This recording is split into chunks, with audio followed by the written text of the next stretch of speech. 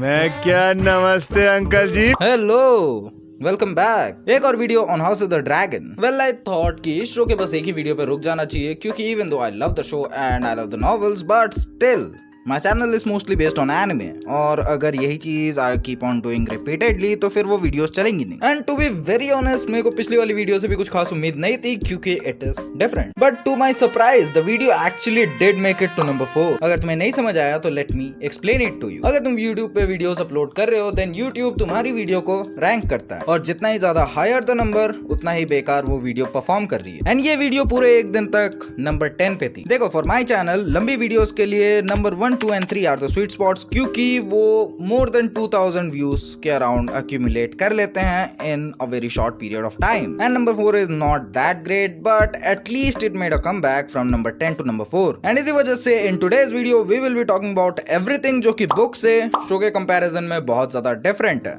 which means show एक different रास्ता ले रहा है। So सबसे पहले लेट्स टॉक अबाउट शुरू के differences. We have seen Rhaenyra and Alicent talk twice. एक बार रेनेरा जा रही है एलिसेंट को कन्विंस करने के लिए कि ये वॉर रोक दो, एंड दूसरी बार आखिरी एपिसोड के अंदर एलिसेंट जा रही है रेनेरा को कन्विंस करने के लिए कि ये वॉर रोक दो। Well let me tell you, books में ऐसी कोई चीज नहीं होती है। There is no negotiation, there is no secret sneaking out, there is no such thing. In the books, Rhaenyra और Alicent throughout the Dance of the Dragon एक दूसरे से कुछ भी नहीं बोलती। Well, it's a war started by two ladies and it is pretty much very clear that none of them is gonna apologize, none of them is gonna accept that she's wrong. Well, it's not their fault. Ladies and gentlemen, when was the last time that you have heard any lady talk to you and say that she was wrong?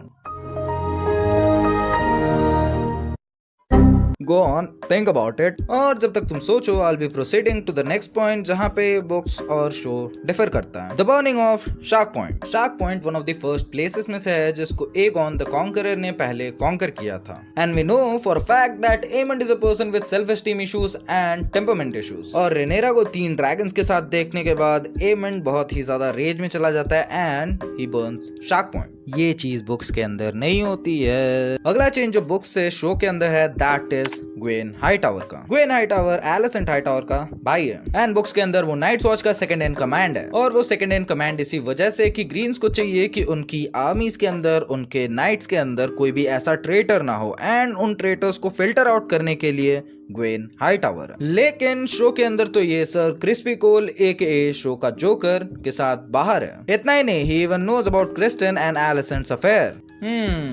This direction is pretty interesting and different. Moving on, the other difference that we have is Helaena का reaction to her child's death. Prince Jaehaerys की death इतनी ज़्यादा impactful नहीं रही है in the show. In the show, it is shown that blood and चीज आते हैं और उसके बाद से वो लड़के का पूछ के लड़के को मार देते हैं। That is Prince Jaehaerys. The original plan was to kill Aemond, लेकिन वो ना हो पाने की वजह से अगले एयर को मार देना। That is the secondary option. लेकिन बुक्स के अंदर it is different. Fire and blood के अंदर there is a problem and that is options का अवेलेबल होना। बुक्स के अंदर 2 प्रिंस रहते हैं, एक छोटा एंड एक बड़ा, एंड हेलेना को ब्लड एंड चीज एक टफ स्पॉट में डाल देते हैं and that is choose a son जो कि मरेगा। Helaena cries about it and says कि वो लोग हेलेना को मार दें एंड दोनों लड़कों को छोड़ दें। लेकिन फिर ब्लड एंड चीज उसे बोलते हैं कि इनमें से एक को चूज करो वरना दोनों मारे जाएंगे। हेलेना छोटे वाले को चूज करती है, ये सोच के कि he is too small to think and understand what's going on. But blood and cheese actually बड़े वाले को मार देते हैं एंड छोटे वाले के कान में दे से कि तुम्हारी माँ तुम्हें मरता हुआ देखना चाहती है। And now if you think of it, it is very messed up. और ये चीज हेलेना को इंसैनिटी की तरफ ड्राइव कर जाती है एंड हेलेना खुद की जान ले लेती है bye suicide, which in the show seems pretty different, क्योंकि यहाँ पे Helena can understand things and she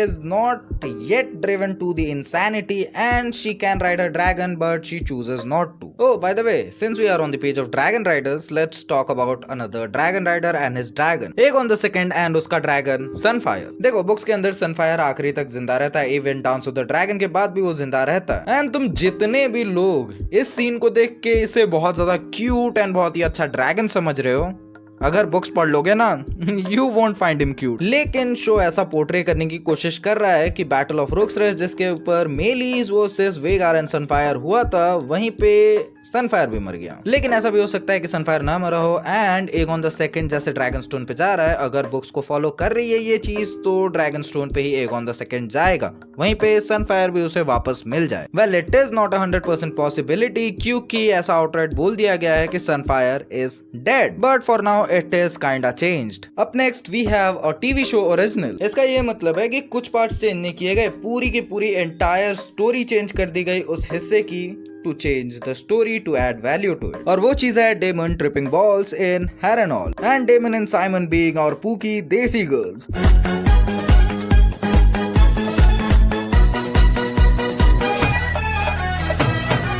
Let me tell you, books के अंदर डेमन की साइड क्वेस्ट नहीं है, none of his tripping balls, not him being a Desi girl and not him having an hallucinative intercourse with his mother।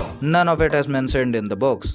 बस books में यही लिखा हुआ है कि डेमन हैरनहॉल जाता है और उसके बाद वो हैरनहॉल से चला जाता है, खत्म। डेमन को song of ice and fire के बारे में नहीं पता चलता है, डेमन व्हाइट वॉकर्स को नहीं देखता है, डेमन को कोई विजन्स नहीं आते हैं डेनेरिस टारगेरियन एकेए अपनी डैनी के। ये सारी चीजें शो के लिए नहीं है, बुक में ये सारी चीजें बिल्कुल नहीं है। एंड टू बी ऑनेस्ट इसका कंक्लूजन अच्छा था बट इसका बिल्डअप बहुत ही ज्यादा बेकार था। One of the other key differences is Mysaria the White वॉक। देखो मिसारिया का नेटवर्क किंग्स लैंडिंग में रहता है एंड वो पूरे टाइम किंग्स लैंडिंग में ही रहती है एंड वो डेमन को इन्फॉर्मेशन डिलीवर करती है ना कि रेनेरा को। एंड ब्लड एंड चीज के हाथों यंग प्रिंस जहेरिस के एग्जीक्यूशन को खुद मिसारिया फैसिलिटेट करती है। लेकिन शो के अंदर इस चीज को पूरा 180 डिग्री फ्लिप कर दिया जाता है क्योंकि मिसारिया किंग्स लैंडिंग में रहती ही नहीं है अब और वो आ जाती है ड्रैगन स्टोन पे रेनेरा के पास और वो अब डेमन की वैसल नहीं है बल्कि वो रेनेरा की वैसल है, विच मीन्स बुक्स के अंदर ये भी नहीं हुआ था।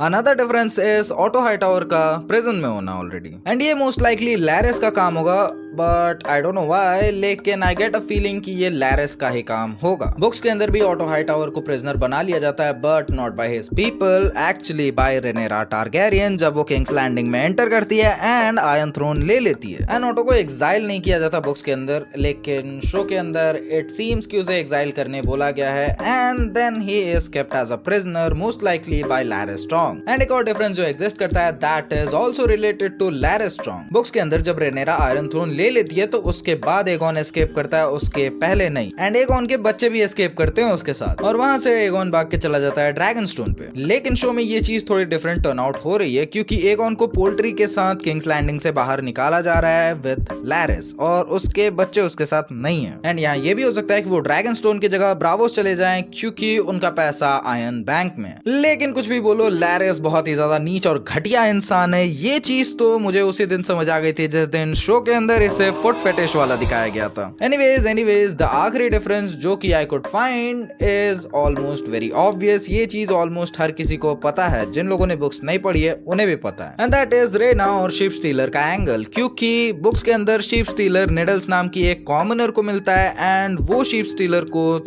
राइड करती है। एंड डेमन की स्टोरी का एक इंपॉर्टेंट पार्ट है निडल्स क्योंकि निडल्स के साथ अगेन डेमन का कुछ शुरू हो जाता है क्योंकि Daemon is a sus guy and you know why. लेकिन शो के अंदर रेना को दिखाया जा रहा है शीप स्टीलर के साथ and she will obviously claim him, which means show के अंदर निडल्स नहीं होगी and it changes a lot of things. And एक और चीज, रेना के पास अपना खुद का ड्रैगन आ जाता है दैट इज मॉर्निंग एंड वो डांस ऑफ द ड्रैगन के बाद हैच होती है। लेकिन शो के अंदर अगर रेना शीप स्टीलर को क्लेम कर ले रही है इसका ये मतलब है कि मॉर्निंग को वो क्लेम नहीं करेगी, मॉर्निंग हैच ही नहीं होगी, मॉर्निंग एग्जिस्ट ही नहीं करती है, व्हिच मींस शो दो कैरेक्टर्स को लिटरली उड़ा दे रहा है जो कि है Nettles and Morning. It can be very problematic क्योंकि राइटर्स को कुछ अलग लिखना होगा। And even though Game of Thrones में already Dance of the Dragon की एंडिंग बता दी गई है कि डांस ऑफ द ड्रैगन कैसे एंड होगा, बट ऐसा भी हो सकता है कि ये लोग स्टोरी को चेंज कर दें एंड उसके बाद बोले कि हिस्ट्री बुक्स को इन फ्यूचर चेंज किया गया था, which means dance of the dragon एक डिफरेंट वे में प्ले आउट होता है लेकिन आगे चल के हिस्ट्री चेंज कर दी जाती है एंड उसे लिखा डिफरेंट जाता है। कुछ भी हो सकता है क्योंकि इतनी सारी चीजें ऑलरेडी चेंज कर दी गई है एंड इसके अलावा भी कुछ चीजें होंगी जो चेंज ऑलरेडी कर दी गई होंगी एंड आई डिडंट नोटिस। वैसे भी अगर इनके पास कुछ लिखने को नहीं होता तो ये बेशरम लोग डायरेक्ट बोल देते हैं विंटर इज कमिंग, हर बात के लिए विंटर इज कमिंग। डेमन थोड़ी एक ग्रीन सीयर था कि उसे फ्यूचर दिखाने लगे एंड उसे